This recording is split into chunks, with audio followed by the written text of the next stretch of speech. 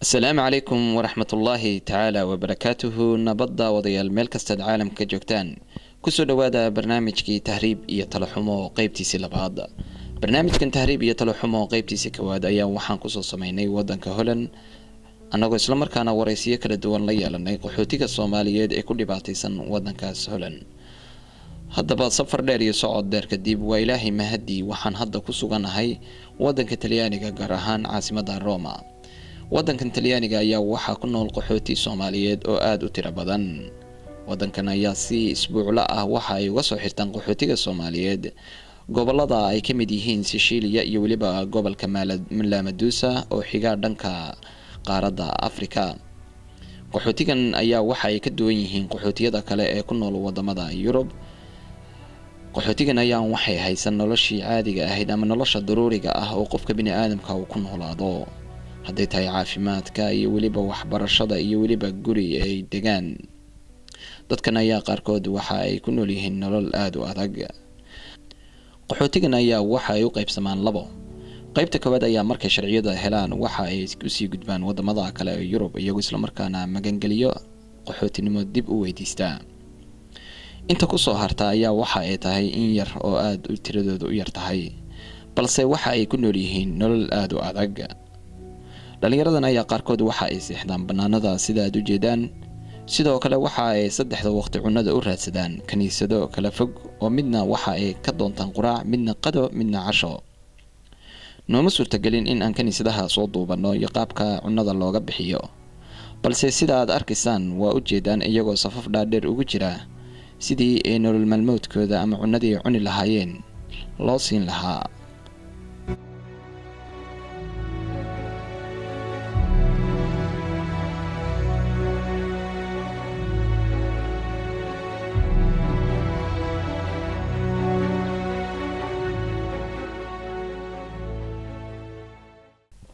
waxaan wareysiyo kala duwan la yeeshay dhalinyarada Soomaaliyeed oo iskugu jira gabdho iyo wiilal. wareysiyadoodii ayaa waxay u dhaceen sida tan. magacay wax leedahay Nuur Yuusuf Baraale, waxaan ku dhashay magaalada Burco 2009 bishii 3 baan soo bilaabay saxaraa soo galay. dib weyn bay iga soo gaadhay, kawaadhi baan nala dhacday, jeel baan galnay, anagoo kooma kooda jirnaa jeel la geliyay. 9 bilood baan u xirnayn, doon baan soo raacnay, doontii weyn la degtay 4 qof baan kaga hadhnay, intii kale way wada dhimatay. tii labaad Ilaahay wuu nagu soo guuleeyay. Talyaanigan soo galnay, halkan faa'iido iyo dheef ka sugaynay, dhibaato ma sii bilown. meel kasta Yurub kamid ah tagno wana laga soo celiyay, iyadoo mana lagu soo celiyay. dad farale baanu nahay, Talyaanigana daryeel kuma haysano. Talyaaniga iga soo gaadhay, guri la'aan bay iga soo gaadhay, shaqo la'aan bay iga soo gaadhay, daawo la'aan bay iga soo gaadhay, wax kastoo dhibaato way iga soo gaadhay.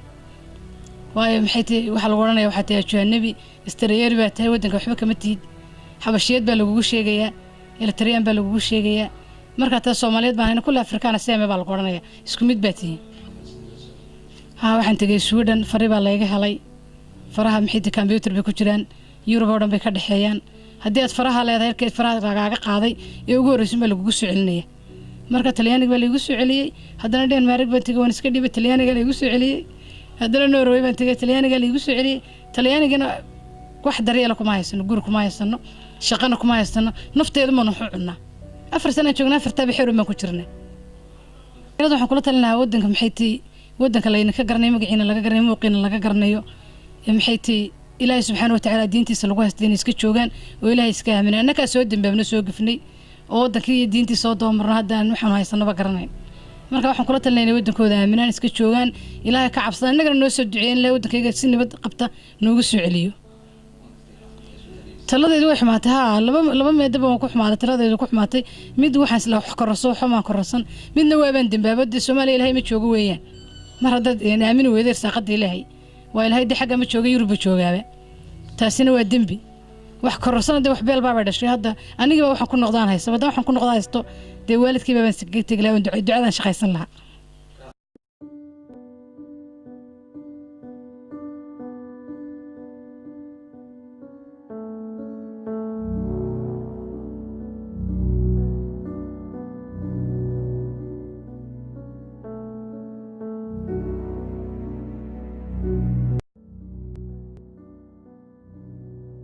على سيدنا محمد anigoo ku magac dheer Axmed Ducaale jaamaca oo ku magac dheer Axmed Ducaale Suune waxaan ka soo tahriibay wadanka gobolka Togdheer waxaan ka yimid magaalada Burco 2009 bishii 3 laba sano ayaan ku jiray rafaad iyo jeel Liibiya iyo iyo Saxaraha iminkana waxaan leeyahay dhalinyarada ee soo socota ee aan walaalanahay ee tolkanahay waxaan leeyahay wadankiina iyo wadanka hooyadin wax inii dhaama jiraan aniga hadda laftiisa halka aan joogo Talyaaniga Roomaan jooga meel kasta oo laga soo celiyay waxaan ku tala jiraa hadii aan ka helo tigidhka aan ka helo inaan wadankayga hooyo aan iskaga laabto way arag banahay waxaan doonayaa walaalada inay Saxaraha iyo badda waxaan ku dhaablinaa la socday ama nabadina la socday midka ha 7 baan gurigooda seexan jiray afar qof baan ka soo galay raggaan wada saaxiibada ahayn amba hablaan saaxiibada ahayn joogay magaalada Liibiya afar qof quraan ka soo galay magaalada la yiraahdo Talyaaniga la muddo ka soo xiranay wixii kalaba baddaas cuntay waxaan leenahay wax alaala wax dhex yaala ma jiraan anaga soo talo xumownay oo halkan nimi waxaanu haynaana ma jirto gidaaradaas aan iska wareegnaa marka aan bad diyaarad 20 eeraa ku raacno Holland tagno amba Jarmal amba Faransiis amba Suudan laba habeen marka joogno dibna loo soo duubaa anagoo sidii gacan ku dhiglaan qof dilayaan marka jiray dadkii gacan ku dhiglayaasha ahaa dadka la xiri jiray wax alaala wax dhex yaala ma jiraan waxaanu ka codsan lahayn dadkaanu tolkanahay jooga wadanka soo socday imka Saxaraha soo galaya inay wadankooda iskaga joogaan oo wadankooda aaminaan wax alaala wax ka qurux badan ma jiraan meel laga garanayo magacaaga iyo magaciina reerkiina la garanayo wax ka qurux badan ma jiraan Meeristeeri baa lagu orayaa dibada laga yeeraya tii Liibiya waxa naga daranta gaalada wax alaala wax dhex yaala ma jiraan kuwa muslimka isku sheegay Liibiya ku soo socotaan soo mareysaan habeen walba 200 ee meel laga soo diro meel laga soo diro ayaa laga baaraya laga qaadaya wax dhex yaala ma jiraan midda lagu galaya hadda istaamisaadka ku caarto kuwa misaadka tujiraya ku caar inta ku soo qabtaan mid ku baaraya kuwa misaadka tujiraya waa weyn garar kala heeray wadaadaan nahay wax dhex yaala ma jiraan wadanka waxaan ku soo aragnay Saxaraha oo aan la ku soo dhibay taableen la socday baana ka reebay horteeda lagu wada kufsaday tii lacagta bixin weedo wax lagu dhayaa adigu kufso ma kufsan kartina guri kala soo boqoshay oo toltiin oo almaadirtiin ma kufsan karayso la qaawiyay waxaan ku soo aragnay Ilaahay baa koobi kara hadalka aan ku soo koobi karo waxaan leenahay dadkayga walaalada ee soo socda wadanka ku soo socda Liibiya hadir soo galaya ama Saxaraha soo maraya xitaa wax ka dilacay Saxaraha waqtiin beerka la iskala baxo aan Liibiya la soo gaaray Liibiya iyadoo ololeysa oo mucaarad iyo qalbi qabsadeen iyadoo qadaafo ka taliyaan joogna anagu iyo waxaan ku nabadgelyo waba saydo maanta isku wada mid ah halkan Talyaaniga aan joogno wax alaala wax dhex yaala ee ma jiraan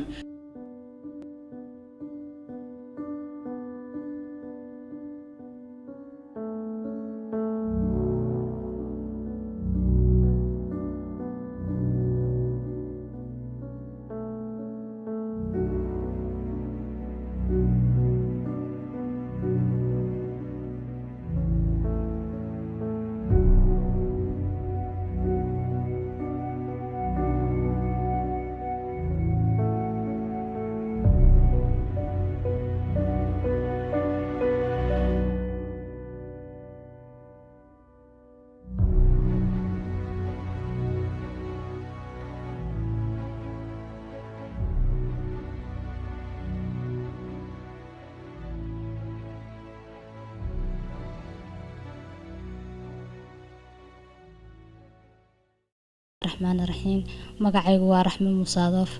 waxaan dhigan jiray dugsiga sare Deebguray aan sanadkii u dambeeyay imtixaankan mariyay sidaa darteed inaan tahriibay ugu dhalatay dad badan oo tahriibo halka maray baan maqlay waan soo tahriibay adsabaan ka soo baxay Saxarihii baan soo galnay Saxaraha dhowr ilaa 10 ku jirnay inama badan hablo badan asxaabtay way ku dhinteen meesha biyo lisma siineen haraad cadceed baan dishay midda kale magafuuna una dili jiray buuro dadka dhagxaan wax la dhici jiray nima badan oo ku dhintay baa jira buuro ka soo tuuri jiray subaxii cadceed buna fadhiisin jiray lacagtu naga doonayaan 3,000 bay ahayd qofna 3,000 maanta qof hargeysa joogo ma helayo marka la bira la soo diray maanta la soo diray maalin walba una dili jiray adigu saan dhowr iyo 20 cisho Saxaraha ugu jirnaan ku dhibanayna ku kacaafnayn aanu nafteedina soo cadibnay waanu ka nimid markaan iska buuri ka soo baxnay 9 cisho dhexda ku jirnay 9kii cisho dhowr iyo 30 qof aan 16 qof aan naga dhintay cadceedu kulayl bay ahayd biyo lisma siinin dadkii saasay ku dhinteen inamada wax arxana loo galaya ma jirto suxun baa loo dilayaa hablaha ka daali waa la kubsanaya wixii la doona lagu sameeynaya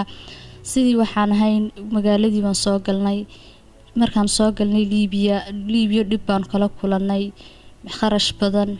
habeenkii adoo iska hurday askarta ku soo daadanaysaa way ku dilaysaa inamadii bay dil way ku xidhayaan jeel baanu galnay 4 bilood baan xidhnayn 4tii bilood xidhna wallaahi dhib baan kala kulanay safiir dadka soo daynaya ma jiro 2 jeer baan jeel galay doon baan raacay doontii 4 cishan badda ku jirna dhexee haabeynay waana la soo qabtay markii labaad baan haddana ku noqonay markii labaadan ku noqona 2 cisho badda saarnay baan ilaahay billankii ilaahay naga soo nabadgeliyay talyaanigii baan nimid talyaanigii markaan soo galnay faraana laga qaaday mustaqbal ma lihin sanad baan dhexda ku soo jirnay waxbarasho ma lihin waxba ma lihin darxumo caafimaad laan cuncun wallaahi silac baan noo soo dhammaaday maxay ahayd talyaaniga baan iminka joognaa alxamdulilah laakiin wax nabad oon ku haysanaa hooyo ehel walaal kuma joogo lacag ma qaadanaysid dadka Soomaaliyeed asxaabtayda dadkay garasa dhammaan umada reer Soomaaliya dhalinyarada reer Soomaaliya waxaan kula talinayaa maxay waxbarasho haystaan tacliin bay haystaan aqoon bay haystaan wadankooda nabad baa ka jirta wadankeena inay iska shaqaystaan oo iska joogaan waxaas oo dhib oo rafaadana aanay isku soo lugoonin aanay waalidkood dhibin naftooda dhibin hadday soo baxaana aanay wax faa'iido ka gaadhin anigu wallaahi waxaan isku qoomay maxaa ku soo taariibay waxbaad baranaysay aqalkiina joogtaa biib hooyo aabbaad la joogtay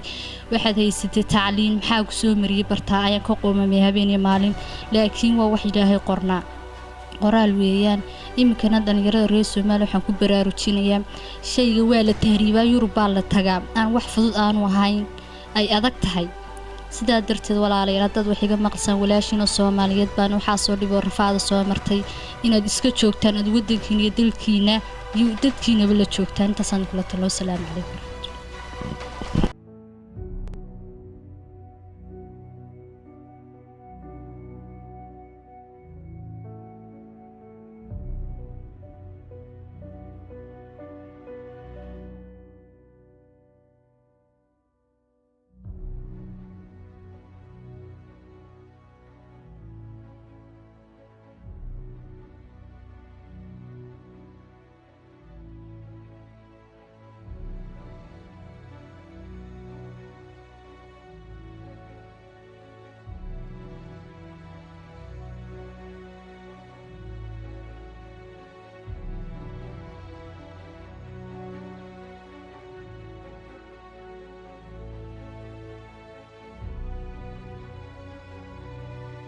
waddankan Talyaaniga ayaa waxaa lagu amaanaa dhanka sharciyada qaxootiga Soomaaliyeed marka ay soo galaan muddo 9 bilood ama 8 bilood gudahooda waxa lagu siiyaa sharciga loo yaqaan travel document qaxootigan ayaa badankooda waxa ay horay u sii safraan iyagoo isla markaana ka raadsada wadamada kale Yurub nolol dhaanta nolosha Talyaaniga boqolkiiba 50 waa ay helaan sharciyada boqolkiiba 50na dib ayaa Talyaaniga loogu soo celiyaa sidoo kalena ma sii joogaan hore ay wadan kale ka sii aadaan Allah ha u naxariistay marxuum Guuleed Maxamed Maxamuud ayaa waxa uu ku noolaa magaalada France marxuumka ayaa waxa uu ku jiray dhalinyaro farakuturis oo sharciga loo diiday marxuumka ayaa muddo dheer waxa uu ku noolaa magaaladan France marxuumku waa uu adkeysan waayay sharci la'aan iyo waliba nolosho aad ugu adag wadankan Talyaaniga marxuumku wuxuu ahaa nin cibaado badan oo u dhaxeeya masaajidka iyo gurigiisa waxa ay suurta gashay inaan tago dabaqii uu kaga noolaa magaalada France sidoo kale waxaan tagay daaqadii uu markii ugu dambeysay iska tuurayay marxuumku dhalinyaradii la nooleed marxuumka ayaa waxa ay sheegeen in uu marxuumka labadii bari u dambeysay oo ahaa nin isla hadlaya isla markaana ku hadaaqi jiray inuu adduunkan iskaga tagayo adduunkuna uu dhamaaday marxuumka ayaa markuu istuuray waxa daaqadiisa loogu tagay kitaab quraanka kariimka ah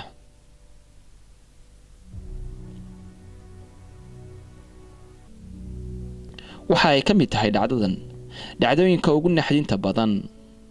ee ka dhaca wadankan Talyaaniga inna lillahi wa inna ilayhi raaji'uun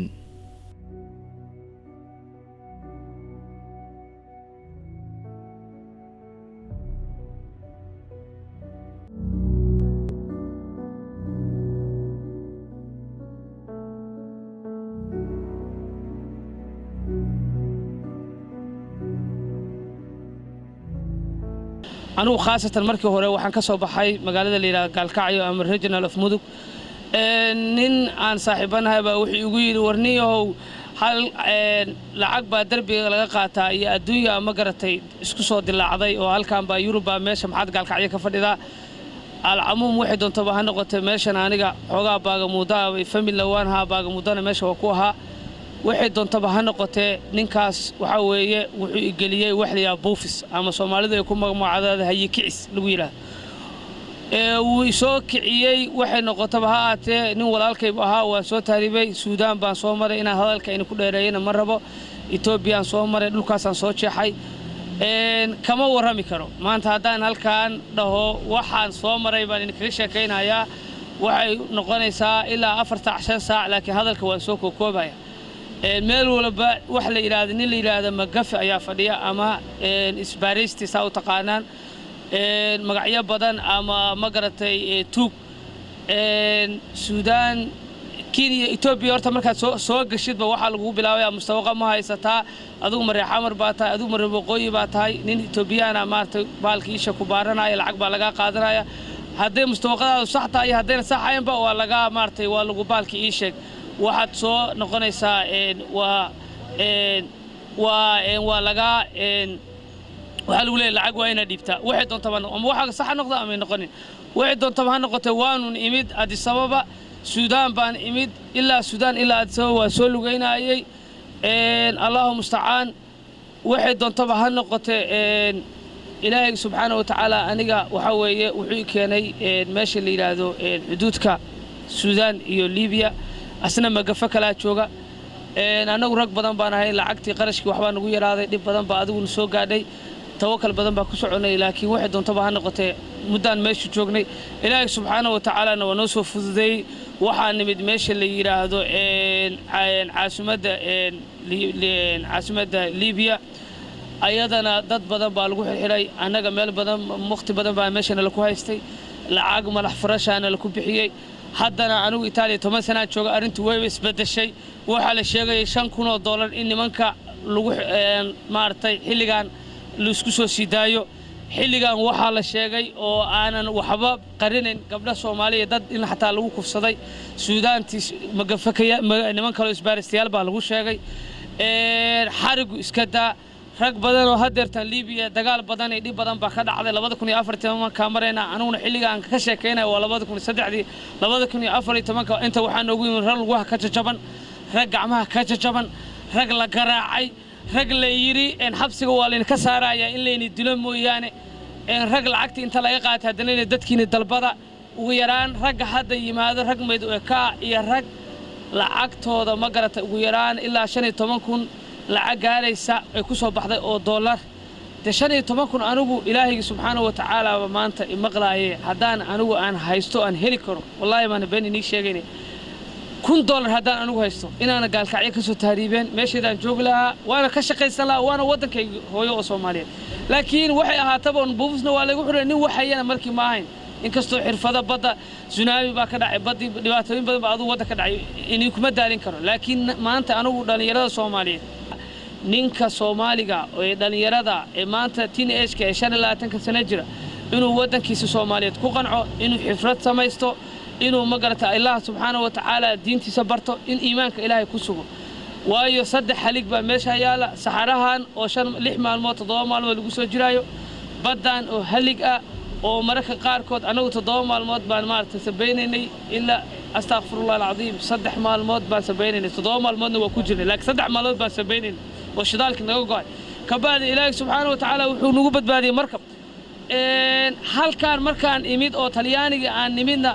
فريهي ولا إسكاقارة ما أنت ولا سعتان خاصة ولي برجع صوتها ريبا ولا سوقنا قاعدة ذي بيكون سعدان وانو ليبيا هالكاس صومرين إيطاليا مركان إميد أدونك واحد إنترناشنال لهذا جرا ودك تليانيجا وحوي شانسانو وده ما حتى باسبور كيبان نولل باقف كلاسيا قريبا لدجيا واحد دون تبع إسكان غطو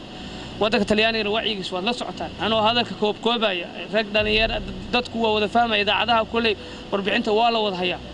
أنا قلت طبعا كاسنا عن فديا ولي إلى هدرت الدرب ما شفتها أنا بيني شيء جماعة على إن نعلى طلع على الكاذبين وحن هيا ملحن marka hore magacaygu waxa weeyaan farax farxaan faarax anigoo ahaan jiray markii hore qof shaqaysata ardayadna dhinacna waan ka shaqaysan jiray dhinacna ardayad baan ka ahaa balse laakiin waan soo tahriib baa igu dhashay inaan tahriibo hase yeeshee aan soo tahriibkaygu wuxuu ahaa ilaa Addis Ababa iyo ilaa yoomka gobolkan aan joogo maxay heeday hadda Roma haddaan soo tahriibay waxa weeyaan intaasoo dhan dhibaatada la soo kulantay waxay ahayd Ethiopia 7 jeerna laygu qabtay 7 jeerna laygu dilay laygu jirdilay 24 saacadood marka Ethiopiaankaasna qabtaan anagoo dad badan oo ah tahriiba in la dilay oo la celinayay hase yeeshee wixii oo dhan markaan ka soo gudbay haddana saxaraan soo arkay ummadda Soomaaliyeed ee ku dhimanaysay dad lacagtooda loogu soo diri waayay dad maxay heeday aduu ku dhibaataysan oo aan waxba haysanin kulay dadka soo tahriibana aad ay u tira badnaayeen anagu 130 qof baan ahayn 130 qof aan ahayn 25 qof way naga dhinteen 115 qof aan ku soo galnay saxariyi 115 aan ku soo galnay waxa ka soo baxay haddana 25 qof oo keliyata waxaan ku soo aadnay 25 sabha meel la yiraahdo oo marka Liibiya ka tirsan sabha markaan soo galnay waan ka soo baxnay sabhana inamada Soomaaliyeed markaan sabha joognay waxay ku dhibanaayeen keliyata in la garaaco 24 saacadood in biyaan loo ogolayn in suuliyaan loo ogolayn in ay wax cunaan inaan la siinaynin talabaad waan ka soo baxnay Liibiyaan baanu nimi kuwii hore madowga ahaa ka kaalayna qaar cadaan oo nimi kuwa cadaankii gabadh adigu la qabo oo sheegata marwo in la qabo way ixtiraam way ku lahayd laakiin inanku yeelantu markaan isqabin inantana gooni baa loo kaxaysanayo waxay doontaa lagu soo sameeyay inankuna markaa maxay heeday waa la dilay waa la jirdilay laakiin hadii la raawan isqabnaa in lagu kala baxsanayay hadii ay maxay heeday dhacday waxa soo dhani waxaan kale ka soo arkay maanta Liibiya in inamadu ay ku dhibaataysan yihiin jirkooda cuncun ku dhaco nabaro waaweyn ka soo baxaan jeelka lagu caansiiriyo in badanna ay ku jiraan hablu ka daalig in yaga hadii la xidho jeel la geliyo 4 bilood 5 bilood in lagu raajiniyo fasiir baa jira dadka soo daaya fasiirkaas inaanu soo deynin cidna oo maanta la oranayo cid buu dadka soo daaya waa been cidna ma soo daayo qof waliba shilinkiisu kaga soo baxa shilinka laga soo baxa jeelka waxa weeyaan $1,200 lacagta ugu yari doon marka lagu la soo qabto waa lagu jirdilaya 24 saacadood cuntada in lagu siiyo lagama yaabana suuli xataa lagu ma ogola inan waa isku mid talabaad saddexaad kale waxa weeyaan in inamadu Soomaaliyeed aad ay ugu dhiban yihiin meesha habluuna ka daalig waayo nin walaalkay maanta liigu hor dilayo oo nin Liibiyaani horteeda ku garaacayo in yaroo 12 jir horteeda ku garaacaya mana awoodo inaan ka celiyo asaguna ma awoodo inuu iska celiyo waayo wadankiisa buu joogaa talabaad kale badda aragtay waxaan soo aragnay anagoo doon ah maxay heeday 118 qof ah ayaa waxaan soo badbaadinay doon ay ku jiraan 11 qof doontaas anaga way naga horeysay oo doon hore u gashay maalintii Eid ay ahayd doontaasi waxay ahayd 130 qof waxa ka soo baxay 11 qof baa ka soo badbaaday dadka u badan ay haayeen reer Burco dadka kalena ay haayeen reer Hargeysa inta kalena reer Xamar ay haayeen yeeshee hadda maxay heeday dad markay intii aan saxaraha ku jirnay waxaanu aragnay dad badan oo adigu dhintay oo lafa ah hase yeeshee dadkii anaga nala socday anagoo 135 qof ah waxaan hadda ka hayaa maxay heeday 25 qof oo nimka 25 qof ay hadda igula socdaan inta labaad kale maxay heeday waxa dhacday kale hablihii anaga markaa ila socday asxaabtayda ahaa Amiira inan loo oran jiray Amiira Shiina la yiraahdo hadda waa reer Burco inantaa dad walaalo Ilaahay baan ahayn iyadu way dhimatay inan Ciime Cabdiraxmaan loo oran jiray iyaduna ka daalig way dhimatay farax waxa ay kamid tahay dhalinyarada soo martay wadadan aadka u halista badan waxaana ay soo gashay sanadkan aan ku jirno farax ayaa waxa ay ka warantay noloshii ay soo martay farax waa gabar dhalinyaro oo aad u daayar isla markaana waxa ay soo martay wadadan halista badan waxa ay wadanka Talyaaniga soo gashay sanadkan 2014 farax waxa ay soo aragtay nolol aad u adag sidoo kale dhalinyaro ee saaxiibo iyo ehelba ahaayeen ee waxna isla cuni jireen hal meelna wada seexan jireen ayaa qaarkood doon la degtay farax ayaa marka ay interviewgan ka qaadayay mar walba ilmeynaysay iyadoo isla markaana soo xasuusanaysay asxaabteedii iyo ehelkeedii.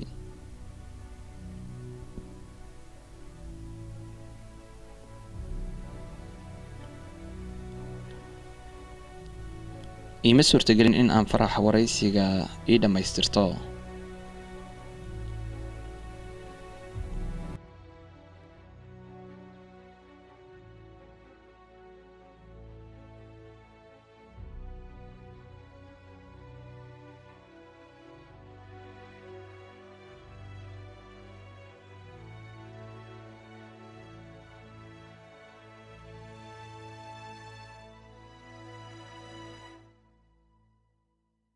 magacaygu waa cali maxamuud geesey macalin geesey waxaan ku noolaa dalka talyaaniga muddo 3 sano ah. barnaamijkan wuxuu ku saabsan yahay barnaamijkii talaxumo tahriib iyo talaxumo. waxaan rabay inaan ka hadlo tahriibta iyo dhibaatooyinka ay leedahay iyo talaxumada dhalinyarada badan ee Soomaaliyeed ku hayso qurbaha siiba wadankan talyaaniga. waxaa lala soo kulmaa dhibaatooyin badan ha ahaato midii dhulka ama badda ama markii wadankan talyaaniga gudihiisa aad timaadaba. anoo soo koobayo tahriibta dhulka iyo la soo maraya saxaraha ha ahaato ama dalka Liibiya amba tan badda la soo maraayo dhibaato aad iyo aad u badan ayaa taalo ha ugu badnaato saxaraha ama wadanka Liibiya gudihiisa ama markii badaba aad soo gasho amba ka soo tilaawdo. intaasoo dhan alcamuum waxay keenaysaa ugu yaraan 30% ama 40% dadka soo tahriibay oo kaliya inay soo gudbaan oo wadankan talyaaniga ay yimaadaan. ha ahaato imaashihii haddana dhibaato kale oo fara badan oo aad kala kulmaysaa wadankan ha ahaato kaamkii lagu geeyey farihii lagaa qaaday sharcigii oo muddo badan aad sugto lacag la'aan shaqo la'aan mustaqbal la'aan. marka waxa loo soo baxayna waxay ahayd mustaqbal iyo nolol in la raadiyo oo dhaanto tan wadanka. tii wadanka ayaaba ka roona isleedahay tan qurbaha maanta dhalinyarada ku hayso.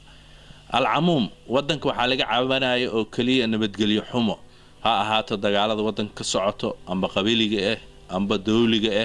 amba kuwa kale oo ka soo horjeeda intaba. alcamuum marka wadankan aad timaadana dhib kale ayaa kala koobsanaysaa taasoo ay ugu horeyso goorma sharci qaadanaysaa sharciga qaadanaysa waa noociis noloshay geli doontaa ma guriga heli doontaa ma way doontaa shaqo ma heli doontaa ma way doontaa. haddii dalka kan oo talyaaniga ah ka carartana 90% waxaa la helayaa farahaaga. in la waayo farahaaga waa 10% ama 20%. haddii la helana dibaa wadankan lagugu soo celihaya wax xaquuq ah ku leedahay ma jirto. muwaadin wadankan u dhashay ma tiid shalay markaa soo gasho adaa iska taga ayaa lagu leeyahay wadanka waa weyn yahay meesha doonta ka gal. haddii aad joogto oo wadanka isaga adkaysatid oo dhahdid wadankan joogaya waxay jecel yihiinba dadkan in lacag la'aan loogu shaqeeyo inta lacag ugu shaqeey lahayd. haddaa dhahdid waxaan u baahanahay aaway annaga ma ku keenna meel ku taal annaga ma meeshaan ku keennay annaga ma ku yeeranay. marka waxaan kula talihayaa oon leeyahay dhalinyarada Soomaalida ee hadda joogto wadanka ama Muqdisho ha joogto oo aniga aan ka imid amba ha joogto gobolada kale oo wadanka 18kiisa gobol waxaan leeyahay ka jooga tahriibta ka jooga. ay jeedaan waxaan ahay macallin dhigo iskuul dhigo Muqdisho ka dhigo waliba iskoolka Muqdisho la yiraahdo dhigo muddo ugu yaraan 4 sano maamulka la shaqeeyay oo galaaska koowaad ilaa galaaska dugsiga sare dhigay xamarweyne ka dhigay iskuul boondheer ka dhigay shibis ka dhigay. runtii hadda meeshaan cidna igama taqaan inaan macallin ahay qof garanaysa ma jirto. aqoonti aad leedahay qof meeshaan ka taqaan ma jirto wax ka shaqeeya ma ahanba. haddii aad xataa wadankaaga injineerkeeda ama takhtar aad ka yahay xataa inta waxba kama tiid Yurub oo dhan waay xataa ma ahan talyaaniga oo kaliya. marka waxaan leeyahay qof walba gurigeeda ayay wax ku tahay gurigiina jooga.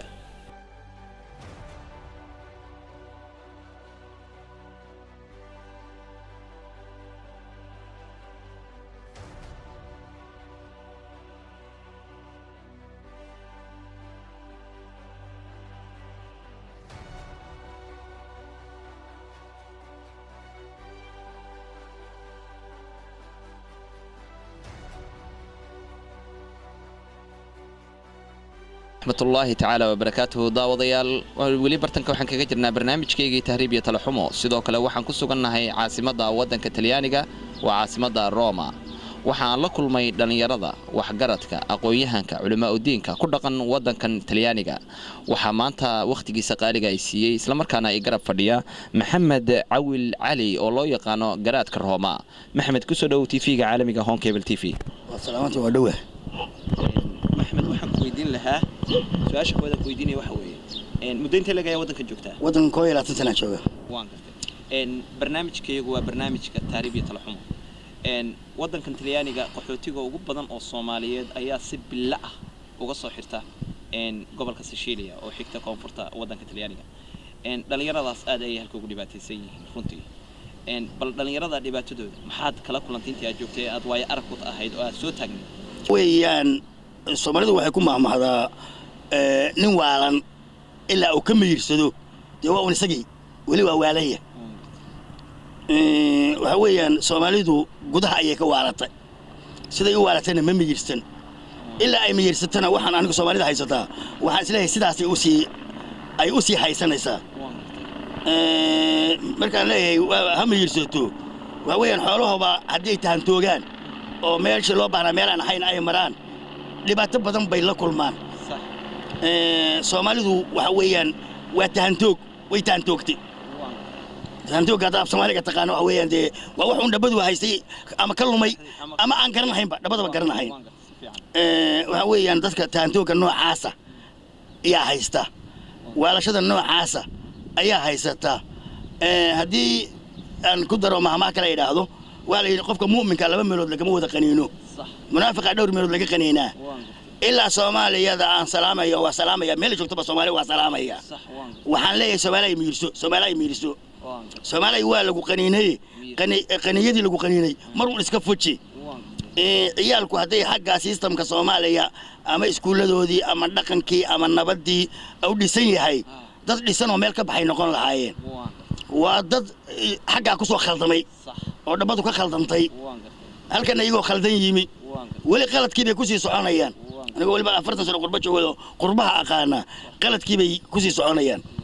horta qolada Soomaaliya mas'uuliyiinta ka ah baaqa aan u diraya waxaan oran lahaa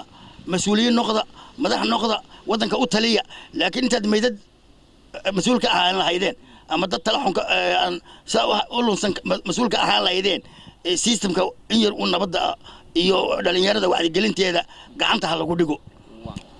halka dhalinyarada waxaan u sheegayaa meel qura ayaan u sheegayaa waa weeyaan dhalinyaradu waxay tiraadaa markay meesha timaadaan su'aal qura ay ku weydiiyaan hatta shaqo kuma weydiiyaan anigu waa aan la yaabanay adiguna aan doonayaa aniga qurada khibradiga siiso shaqo ku weydiin maayaan tacliinna ku weydiin maayaan waxay ku leeyahay baasaboor baan rabaa baasaboorka casii Yurub ayaan rabaa marka waxaan u sheegay anigu hadda qura 21 sano jooga baasaboorna wali maalan qaadan sida ay ugu dhiban yihiin ugu ma dhibanayn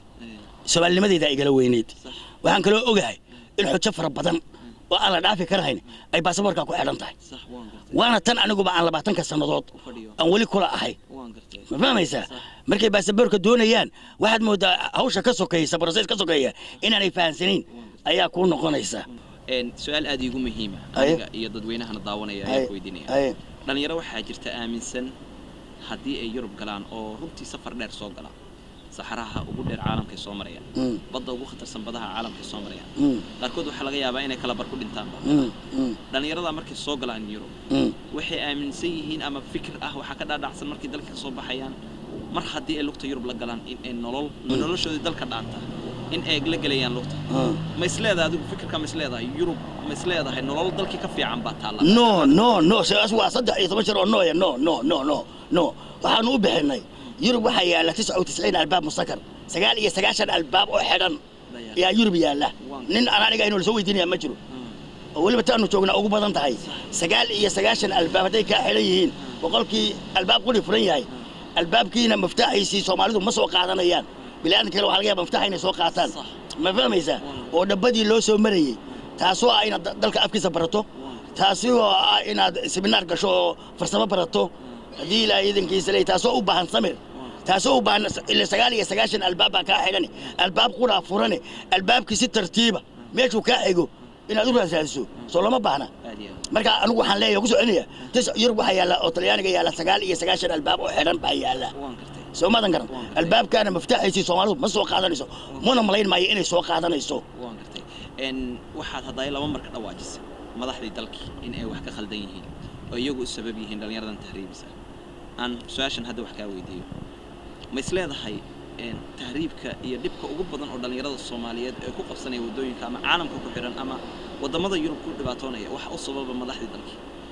wixii dhacayna Soomaalida madaxda mas'uul ka ahayd waxa maanta joogana mas'uuliyaga ka ah waxa mustaqbalka soo socdana mas'uul bay ka yihiin waxa hadda ay ku shaqeynayaan anigu maanta run baan sheegaya nin weyn baan ay waa arag baan dhul fara badan baan soo maray waxa ay ku shaqeynayaan waxa ay Soomaaliya ku dagaysan maaha waxay kuwani ku joogsanayaan maaha meesha in la soo cidleeyo oo meesha cid kale u dabamarto si u eg baan anigu u arkaa waataan kugu celiyaan ku yidhi nimankan hadda aan joogno waxaan ka baranay oo noo muuqatay way doonayaan inay madax noqdaan madaxnimada waa lagu diriraa laakiin waxay doonayaan dad nool inay mas'uul ka noqdaan bay doonayaan wali Afrikaanku waxay doonayaan nin meeyda iyo reere isdilaya dadalkayga mar labaad baan ku ceshanaya waxay doonayaan maanta way arkasta haado magac kasta loogu yeedho wuxuu doonayaa laba reer oo Soomaaliya maanta isdilaya hatta kumay qudra qaadan wixii dhacay may garan hadda iyo maanta hor leh laba reer oo isdilaya inay madax ku noqdaan bay doonayaan sidaas aanay wax ku raadinayaan ugu damayntii waxa ku weydiinayaa laba talo waxay ku saabsan tahay madaxda dalka maxaa tala halka uga jeedin lahayd madaxda dalka TV-ga caalamiga ah oo KBT ku marsan lahayd talada labaadna dhalinyarada Soomaaliyeed oo ku dhamaanaya saxaraha meesha doonaan baa ka yimaadeen oo badaha ku dhimanaya oo waliba Talyaaniga si maalin la ay si isbuucla uga soo xiranaya maxaa iyagana kula talin lahayd waxaan kula talin lahaa tan madaxda madaxdan ku horeynaya madaxda waan u ogolaaday inay madax noqdaan inaan ixtiraamno ka dambeynana waa u baahannahay inaynan iyagu saynay waxaan uga waxa kan waalay bahalka ariga la yiraahdo maalintii ariga la abuuray ari la soo saaray baa daasad loo tuuray maantana hadii ari daasad loo tuuro wuu yaacaya kama ilbuxo waxaan leeyahay Soomaalidu horta ma dhaqaaqayso ma ilbaxayso oo jaamacadda iyo iskuulka ma gudbayaan ama qurbaha joogan ama dibadda joogan marka aniga ahay Soomaalidu iskuulka ma dhamaynayaan waxaan kula talin lahaa nimanka oran lahaa war nimanka waxa oran lahaa war wixii kale qaata war wixii kale oo dhan noqda war transportka fura war shaqooyinka fura war businessku haystaba maro war dadka qof walba barta uu joogo maanta wadan ayna lahayn baan joognaa halkan isku wareysanayna xaqiiqada inaynu fadhinaa waxayna dhibaya arki mayno anigu Roomaan joogaa maalintii 900 kilomitir baan ku socdaa inta koona ay leedahay baan tagaa waxa ugu badan aan ku xamdinqaa waxa weeye meesha Chitafeek iyo koonaha dhinacani waa Tripoli dhinacani waa Latina dhinacan horena waan u sheegay dhinacana waxa la yiraahdaa Noord baan aadaa meel aan joogo oo aan cabsi ku qaba ma jirto meesha ay istaagashaa waxaan ku dhahay Ilaahay dal noocaas oo kala oo qofka basharkii meeshu joogo oo ammaan ku helo nabad bashar nabad haysta irsiq waay maayo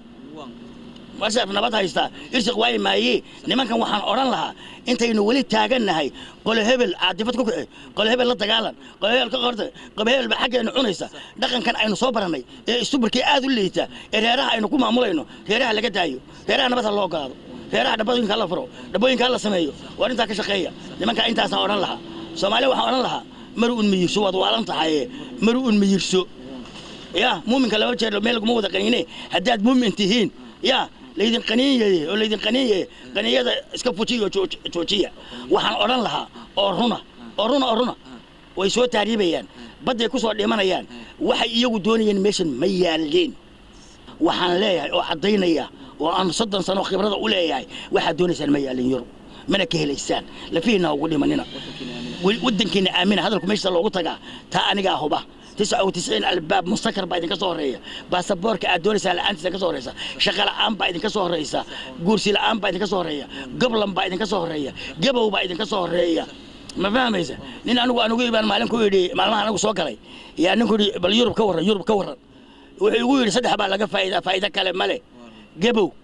iyo geeri iyo goblan waxa ka xun waa maxay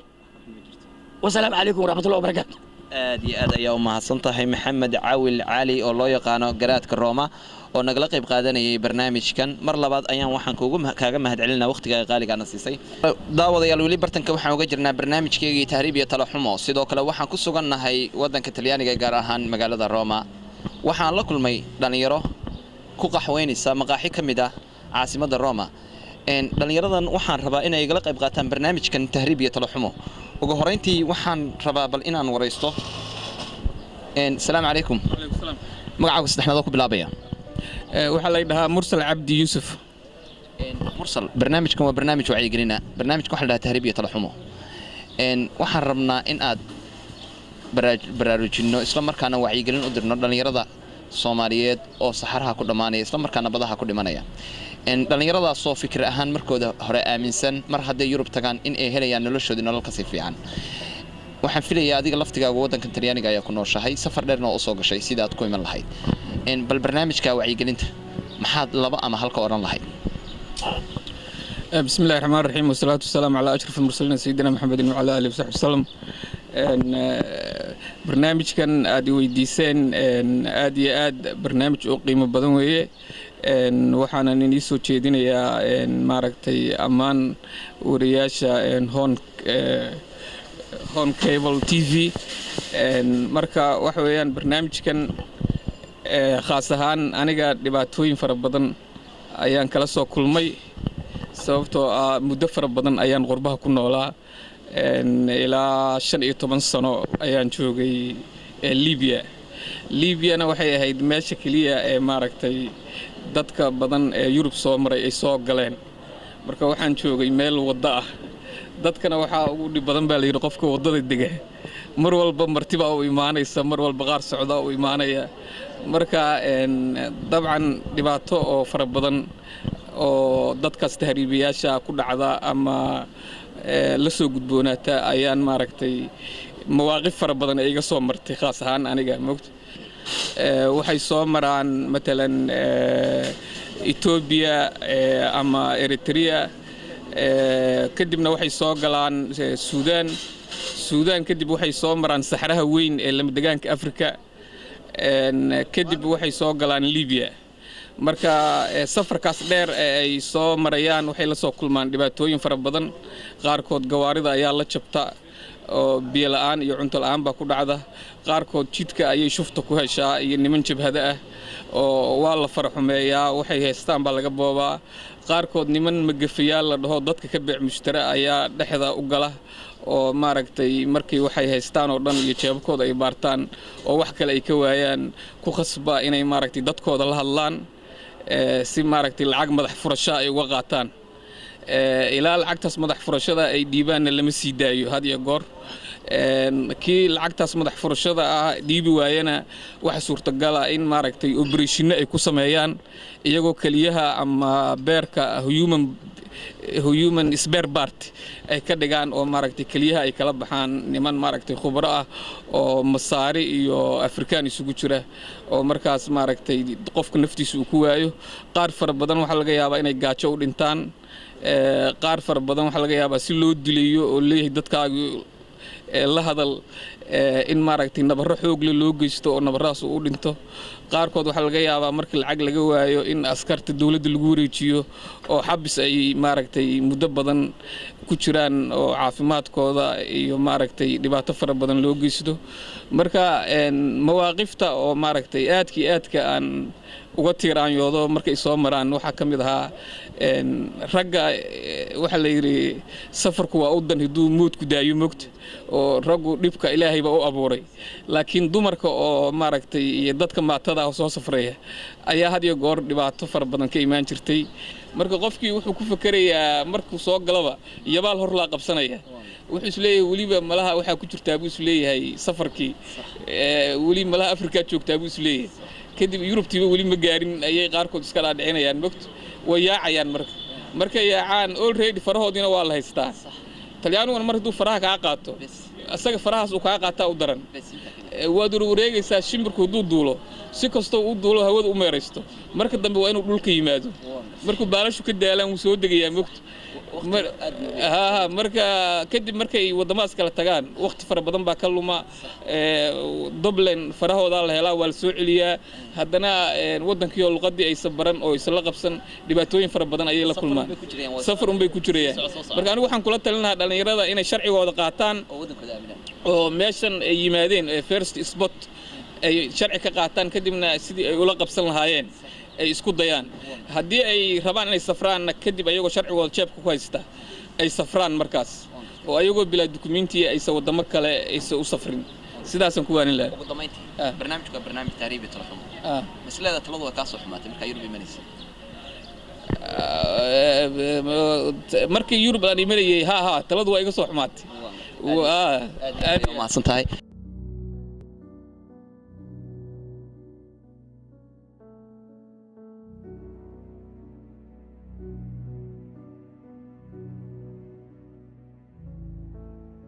tada ugu badan ee taariikhda waxa saameeysa waa reer Soomaaliland ilaa xad waa dhalinyarta ugu barakaca badani waa reer Soomaaliland marka waxaan leeyahay dhalinyarta reer Soomaaliland run ahaantii waa khaladaad uu jira oo xukuumadeena iyo wadankeennii baa hortaan wali ictiraaf haysanin runtiina taas way keenaysaa in hoos u dhac dhaqaale wadanka ku yimaado laakiin haddii wadankii hoos u dhac ku yimaado ay dhalinyartii baxdo waalidkiina markuu baxo qofkii dhalinyarta uu ku sii garab galo inuu sii socdo wadankii si dhaqaalihiisu ku soo kabcaya wadanka dhaqaalihiisu waa dhalinyarta horta dhalinyar ahaan inuu aamino wadanka madaxduna marka way haddaad maalin walba adigu wadankaad aamintood isku daydo inaad samayso adigu inaad voluntary xitaa ku shaqayso ya madaxdu way dhiiranaysaa wax way bedeli karaan laakiin markaad adigu wadankii u kacday madaxdii kursigiisu ninkan fadhiya ma oga isaga xaaladiisa dhibaato laakiin haddii dhalinyarta iyo organizationadii ay sameeyaan wacyigelin oo la yiraahdo aynu horta wadanka dhalinyartooda aamini lahayd shaqo abuur voluntary xataa hala sameey waa isbedel baa imaan lahaa markaas ayaan su'aalka weydiinaya waalidku ilmaha uu ku tabcaa dugsi hoose uga bilaaba ilaa heer jaamacadeed ayuu gaarsiiyaa ninkii dhalinyarada markuu jaamacadii ka qalan jabiyo shaqo male wadankii shaqo levelkiisa ah waxbarashadiisa ah male dalkii dawlad baa ka jirta dawladdu waxay leedahay nidaam walba oo dawlad jamhuuriyad madax bannaan ee lahaan lahayd bay leedahay ama xafiis walba xafiisyadii dad gaar ah isku koobay ama qurbo joog ah u badnaadeen ama inta wasiirada iyo caa'iladooda ha u badnaadeen dhalinyaradii niyadjab weyn baa halka ka imanaya dawladda laftigeedu miyana samayn karin shaqooyin voluntary ah oo dhalinyarada lacag yar ay ku siiso miyana shaqooyin u abuuri karin miyana farsamooyin u abuuri karin oo gacanta ah miyana warshado keeni karin oo shisheeye dhalinyaradan wax ku bartaan xataa oo qaybta farsamada ay bartaan bal su'aasha iga jawaab waa su'aal aad u fiican runtii markaan ku leeyahay waan ognahay waalidku way ku tabceen laakiin marka ardaygii ama wiilka dhalinyarta ha u yimaado heer jaamacadeed waa run wadankii dhaqaale la'aanba way ka jirtaa hoos u dhac uu ka jiraa laakiin wax soo saarka markaad adinka organization aad timaado dawladda ula timaado maanta organization ahaan inta soo kaashano dhalinyarta iskaashato organization ahaan ay ula timaado oo ay abuurto isbedel change the life yacni jaamacad baan ka baxay maaha inaad tidhaa title jaamacadeed baan wataa shaqada tan doonayaan helaya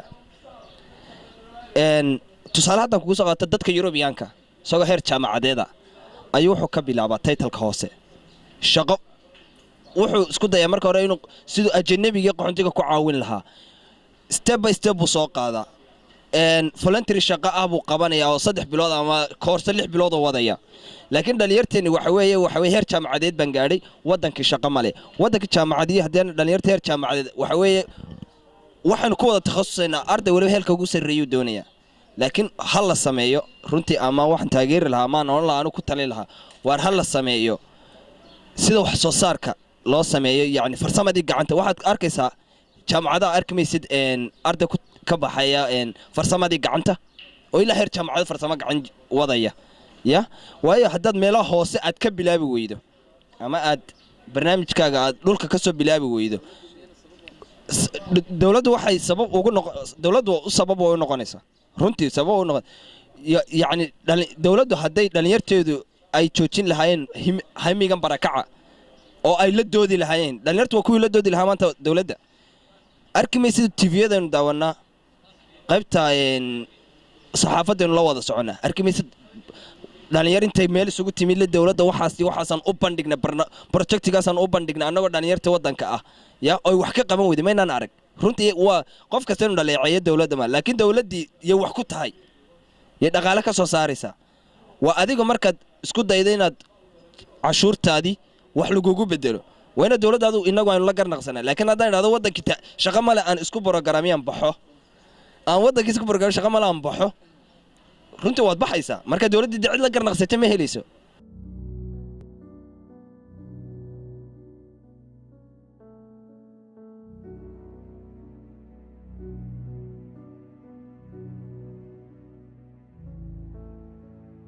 بسم الله الرحمن الرحيم أنا مقعي واحد حسن جامع دبد waxaan salaamayaa home cable iyo shaqaalaha home cable dhammaantood aad baan salaamayaa waxaan kale salaamayaa ummadda islaamka oo dhan inta af Soomaaliya ku hadasha haddaan ka warramo su'aasha ay weydiiseen oo ah tahriibka waxa weeye ninkii soo tahriibin baa dhibaatada tahriibka dareemi kara oo fahmi kara hadiya jeer dadku marka ay wadankii joogaan macnaha ma dareemi karaan dhibaatada ay tahriib ku leedahay laakiin waa sheekahan way ku maqlaan laakiin baraatikaal ma qaadan karaan waayo qofkii waxan muu aragba laakiin marka aad hawsha tahriibka aad gasho ama aad soo marto ama aad u soo dhaqaaqad xagga tahriibka ayuun baad dareemaysaa dhibaatada uu leeyahay haddaan ka warramo qofku marka uu wajaala marayo ayaa dhibaatada ku bilaabmaysaa adaan meel fog gaadhinba markaad wajaala marayso ayaa kow wax lagaaga bilaabaya sharcigaagii mee waayo waddankaaga waad ka baxday meel kalaad gashay ilaa wajaale ilaa iyo talyaaniga oo imika inaynu joognana waa ogtihiin inta u dhaxaysa waa masaafo aad u dheer haddii macnaha iyadoo dhibaatadu halkaa kaaga soo bilaabantay haddana markaad hore u dhaqaaqdaba dhibku kusii kordhaya aniga qudhaydu markii halkaa aan marayay dadka markaan la hadlayo meelaha kala jooga waxaa lagu odhan jiray warniyow iska joog oo iskaga waxba meeshan ma yaalleen iskaga joog baa la odhan jiray qofka sidaa igu yidhaahdaa adduunkaan ugu necbaa waxaan odhan jiray qofkaasi waa qof xaasida oo macnaha intuu isagu meeshii tegey ayuu adiga kuu diidaya macnaha qofka waaba necbaaba dadka kale oo dhan waa caynka macnaha ee dhalinyarta hase yeeshee markii dambe waxaanu aragnay macnaha dhibkii uu lahaa tahriibku baanu aragnay marka qof kasta wuu garan karaa maanta Libyana waxa yaala Libya markaad soo dhaafto dhibaatada Libya aad soo dhaafto badda soo galaysa badda waxa weeyaan qofku markuu habeenka uu badda galayo waxa weeye khatarta ay leedahay nolol iyo geerun buu dhaxaynaya anigaygan kula hadlayaa kulli asxaabtayda caawa hadee maanta halkan iga arkayaan way wada xasuusan karaan habeenkii ugu horeysaan badda soo galay 2006 bishii 7aad bahayd baan maalinay 2006 bishii 7aad bahayd 5 habeen iyo 5 maalmood baan badda ku jirnay habeenkii lixaad labada habeenimo doonto wana dhacday haddana qof walba maalintii uu dhintay maalintii uu ilaahay qoran buu dhimanaya ما يعذرني ما قريوني أدو مراكب يحنا بدبادي لكن حويا هبيك كاس اسمع عن الهين أديو دبل شوكيسه هذا ما تورنا الحمد لله رب العالمين ده شوكه تليانك مركونو معنا عقبات كلا تليانك يوروب تعال مركونو معنا وحوي ودك تليانك ده فرق صهرية هذا فرق صهريان مركب فرق لقى قاضي وحويا ميل كستو الدنيا عتكتكتو يوروب كوجرته inta Europe la isku meel kasta ka tagto faraha goon baad halka saaraysa waxa tahay halka soo balgaarkaya hadda ka hor baan waxaan tagnay Norway 2009 bishii labaad kadibna farahan saaray meesha kadibna farahaygiiba qofkii iga qaaday faraha ayaa arkay farahaygii kadibna waxaan ku wariye wuxuu igu halkaas ka timi talyaaniga ka timi igu moogtay macnaha sababtaan uga maxaad ku garanaysaa baan ku wariye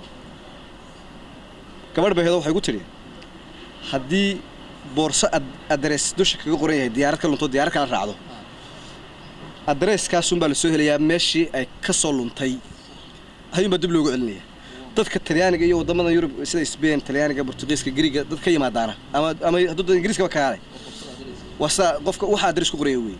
marka adres baa kugu qormay marka talyaaniga tabadana adreskaaguna fari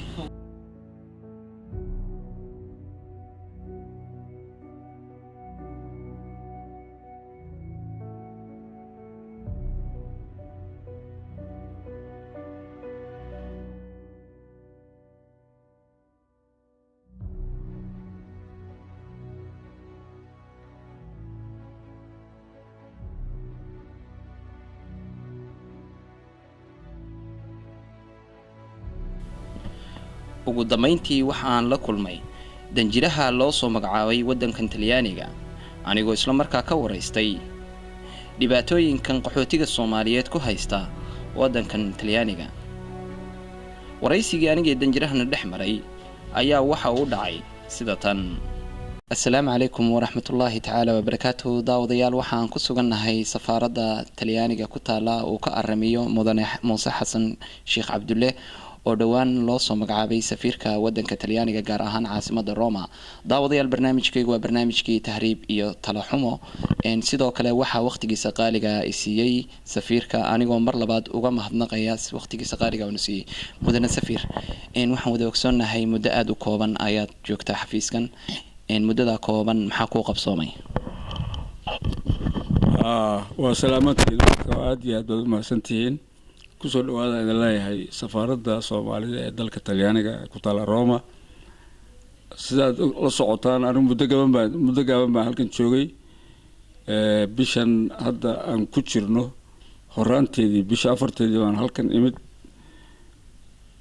intaan imidna waxa ay qabsoomay waxaa weeye madaxweynaha talyaaniga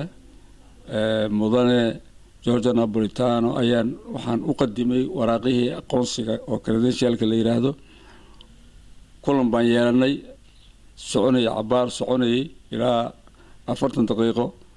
waraaqihii uu igu doomay Soomaaliya nagu waramay dhibaatada jirta iyo hadda xaalka meeshuu marahayo si fiican buu maartay yaa la ii soo dhaweeyay isaga iyo ragii la shaqeynayay si fiican baan u soo afgaranay waxayna diyaar u yihiin muxuu ahaa inay Soomaali wax la qabtaan wixii dhacay kadib dhibaatooyinkii dhacay inay hadda Soomaali dib u soo abaabulaan ayay isla garanay ay ogol yihiin waan gartay mudane waxaan wada ogsoonahay barnaamijku waa barnaamijkii tahriib iyo talaxumo sidoo kale waxaan rabnaa inaad barnaamijka nagala qayb qaadatid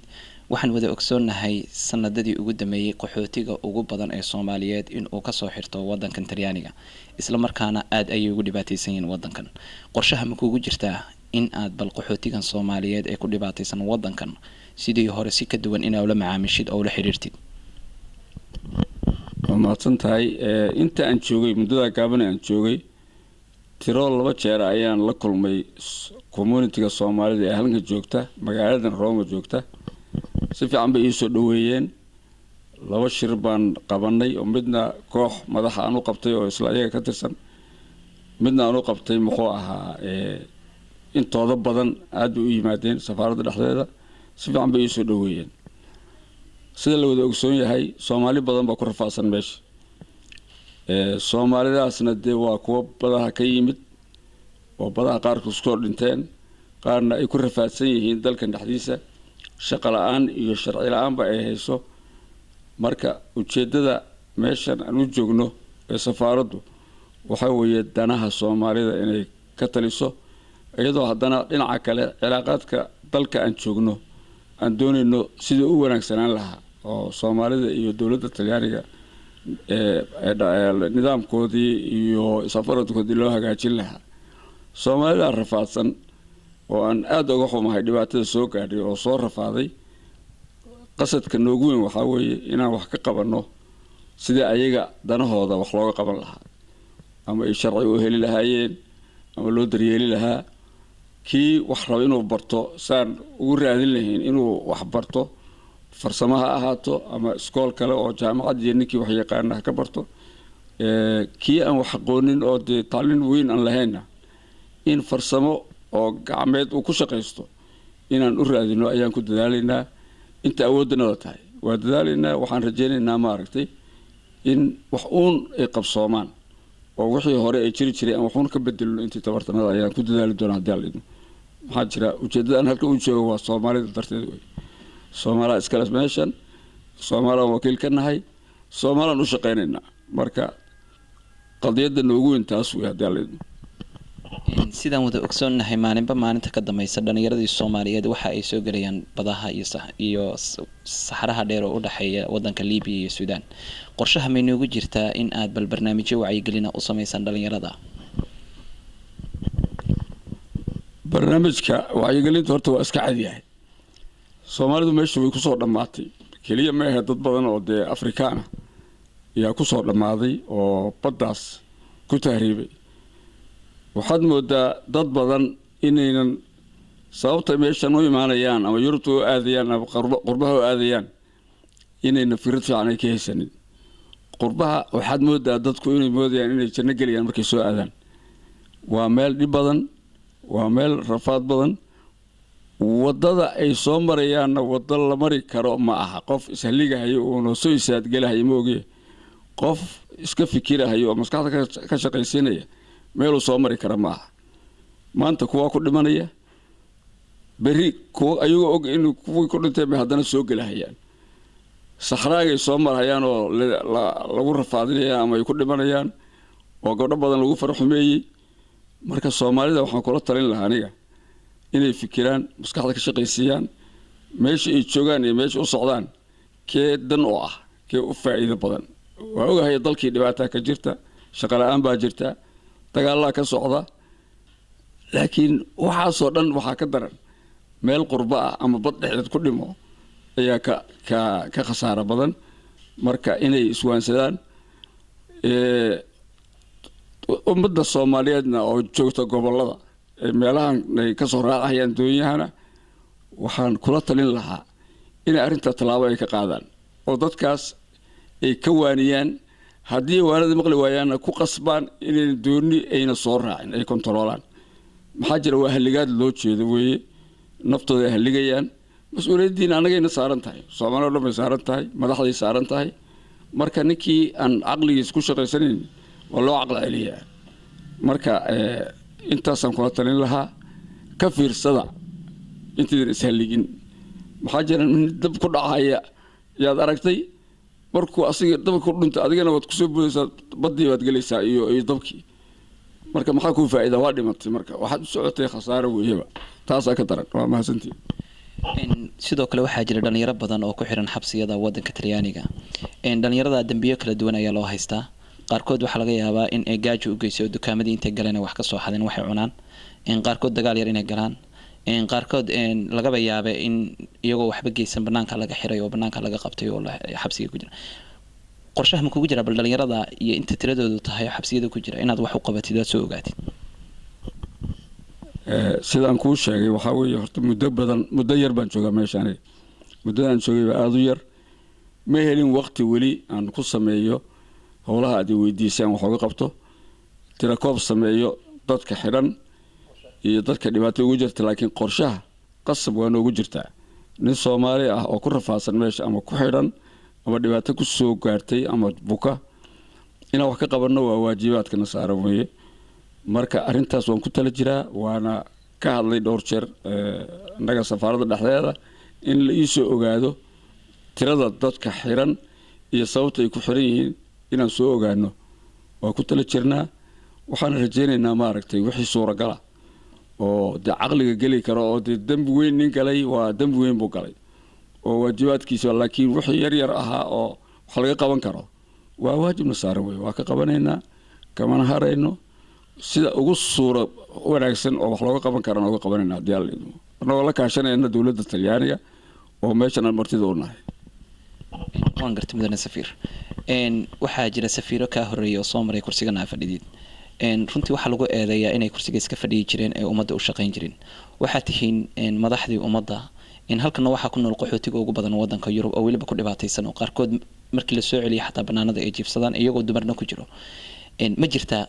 qorshihii safiirada kale ka duwan oo kuu dejisan aad rabtid inaad Soomaalida ula macaamishid ama aad ula shaqaysid?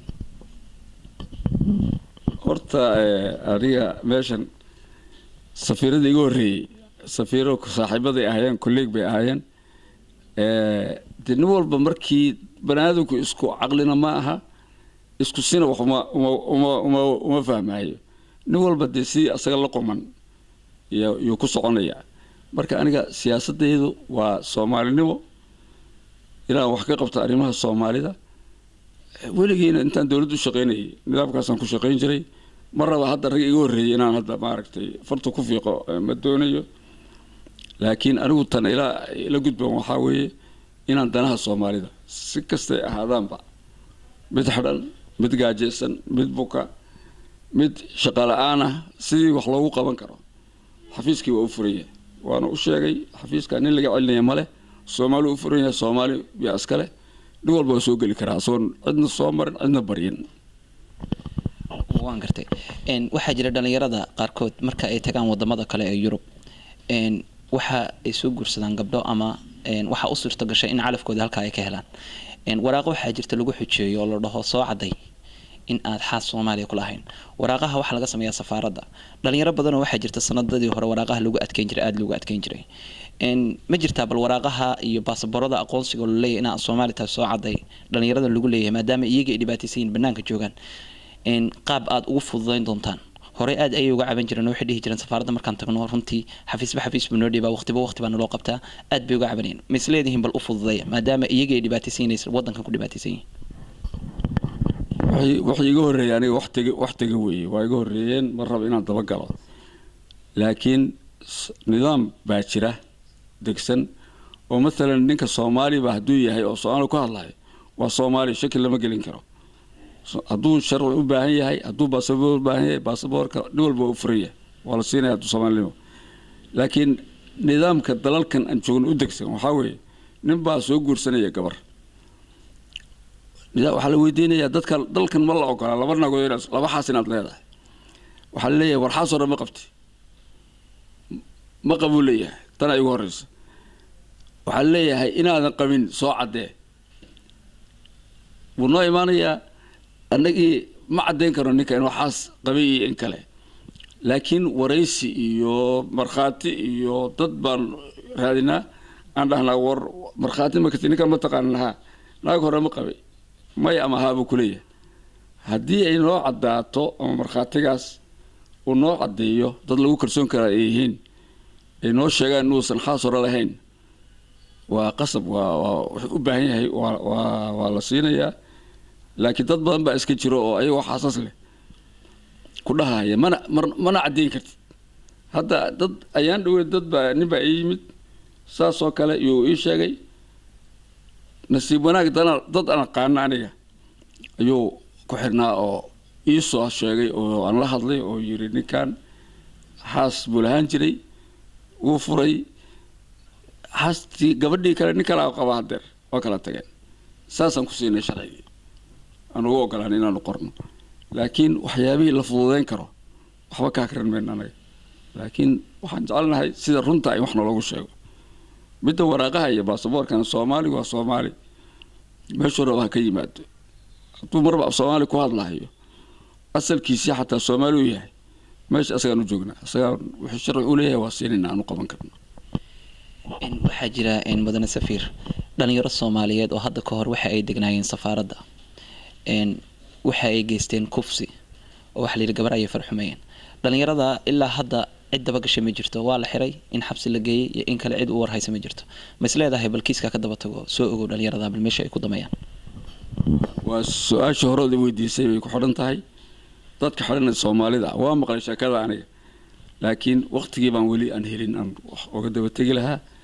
arrimaha Soomaalida ku xidhan dalkan ama ku rafaadsan waa meel banaga wada taagan tahay waanu daba galeynaa waa ogaanaynaa ninkii wax laga qaban karo waa ka qabanaynaa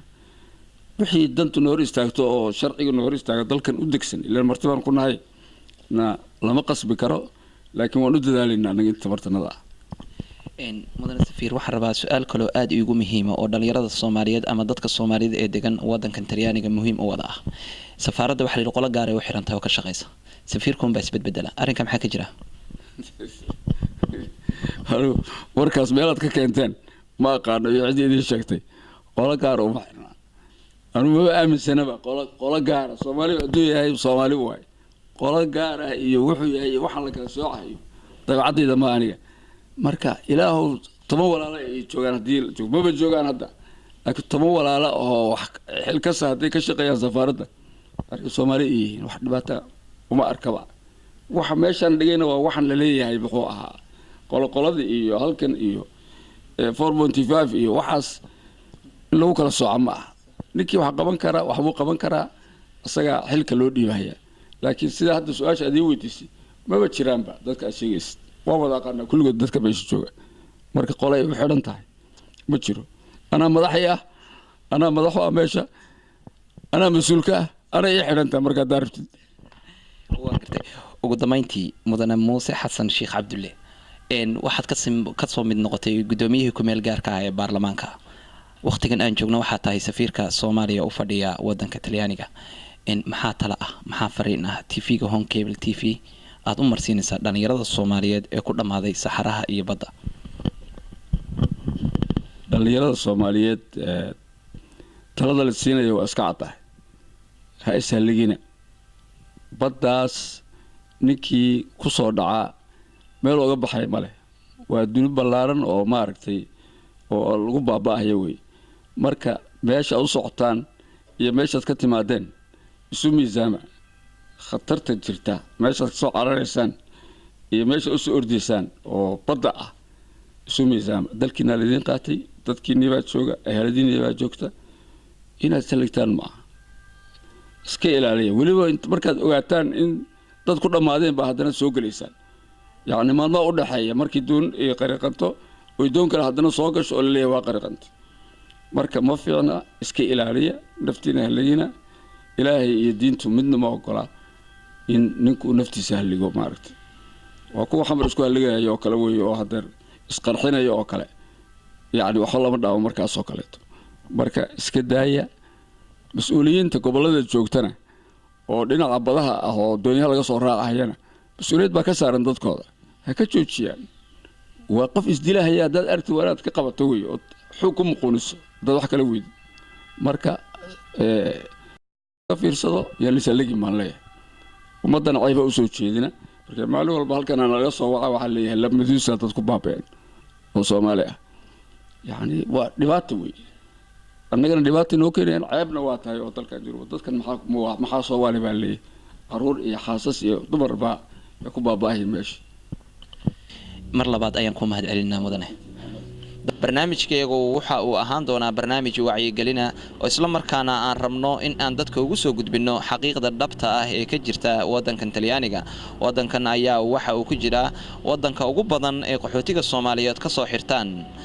barnaamijkeegan ayaa waxa uu ahaan doonaa barnaamij socoto ah isla markaana aan ku raadin doono xaqiiqda dhabta ah ee ka jirta wadamada Yurub. barnaamijkan waxaa la socodsiinaya anigoo ah Sugla Siciid. sidoo kale dhanka farsamada iyo kaamirada waxa ay la qayb qaatay Ismaaciil. barnaamijkan barnaamij lamida intaan dib ugu kulmi doono waa anigoo idin leh assalaamu calaykum waraxmatullaahi tacaala wabarakaatu.